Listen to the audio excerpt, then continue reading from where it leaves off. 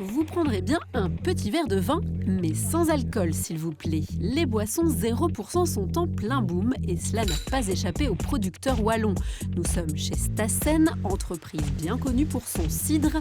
Sauf que dans le recoin d'un des hangars, cette machine a une mission un peu particulière, elle désalcoolise. Le vin qui rentre va d'abord être réchauffé, ensuite il va être distillé, on va évaporer l'alcool. Cet alcool va être ensuite recondensé et séparé et le vin sans alcool ressort, lui, avec une teneur d'alcool inférieure à 0,05%. Assez pour être considéré par la loi belge comme une boisson sans alcool. Et le processus, qui fonctionne aussi pour le vin pétillant, la bière ou le cidre, est plutôt rapide. Nous désalcoolisons plus ou moins 20 000 hectolitres de vin par an ici, à la vitesse de 1200 litres par heure. On met plus ou moins 24 heures pour désalcooliser tout un camion-citerne de 25 000 litres. Le premier vin sans alcool est sorti de ses cuves en 92. À l'époque, c'était inédit en Europe. Mais depuis, la machine tourne à plein régime car elle produit pour d'autres sociétés comme Néobulle, une entreprise de la région qui commercialise la marque Vintance. Vintance, c'est toute une gamme de vins désalcoolisés dont les recettes sont concoctées à l'aide d'un œnologue. On achète le vin de manière précise pour qu'il puisse être désalcoolisé par la suite parce que tous les vins ne conviennent pas à la désalcoolisation. Si on achète un mauvais vin, il sera mauvais à la désalcoolisation, il sera mauvais par la suite. On le désalcoolise et en le désalcoolisant, il est fatalement un tout petit peu déstructuré. Et donc par la suite, il faut le rebalancer à l'aide d'arômes pour le rééquilibrer et lui redonner du corps. Aujourd'hui, Néobulle vend aussi des cocktails, des spiritueux, de la sangria sans alcool et elle s'apprête même à mettre sur les marchés un cubi de vin sans alcool, une première. Cette année, en vin sans alcool, on aura, nous, produit 20 000 hectolitres. Donc c'est plus de 3,5 millions de bouteilles qu'on a mis sur le marché, dont la moitié sur le marché belge.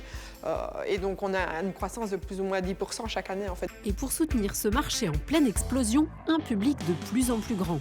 Le succès du sans-alcool, aujourd'hui, on l'explique, de par cette visibilité qu'il y a eu avec la tournée minérale, aussi de par finalement le gouvernement qui renforce drastiquement les mesures avec l'alcool au volant, etc.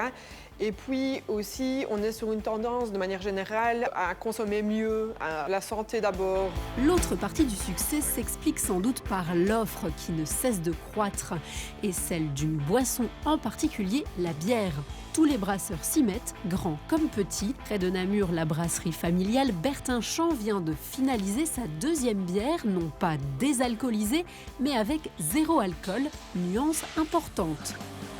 Donc ce sont des bières en fait, qui n'ont pas du tout d'alcool dedans. Donc on n'a pas créé l'alcool à un moment qu'on va retirer. Dès le début et tout au long du process, on ne va jamais créer d'alcool dans nos bières. Le secret, un breuvage brassé comme une bière normale avec du brassin, du malt, du houblon. La différence, les levures. Donc au lieu d'utiliser des levures de bière standard qui vont transformer le sucre en alcool et en gaz carbonique, nous on va créer avec un autre type de levure, ce sont des bactéries, qui vont en fait créer des arômes de bière, mais sans jamais créer d'alcool. Le procédé est un peu plus technique que pour une bière normale, mais plus court.